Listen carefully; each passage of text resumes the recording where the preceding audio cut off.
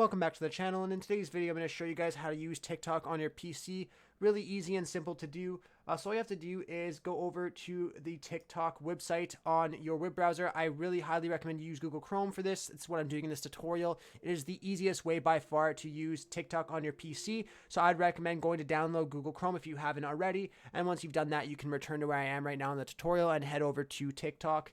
So once you're on TikTok, you just want to go over to the top right of your web page and just click on the dots in the top right corner, and then head over to where it says More Tools, and then you want to click on Developer Tools. That'll open up all this code right here, and then over to the left you will see it shows like a little toggle device toolbar. You want to click on that, and it'll open up this screen that I have right here. And then if you go ahead and click on the top where this drop down menu is, you could change it to look like a certain phone, like an iPhone or an iPad, etc. So it's really easy to use like that. And then once you find like the little the image that you want to see, whether like an iPhone or an iPad, you can just click on that device and then go over and click Watch Now, and then you'll be able to look at TikTok as you would on your phone. So you can just scroll like this, just like it's a phone. And there's tons of videos for you to watch.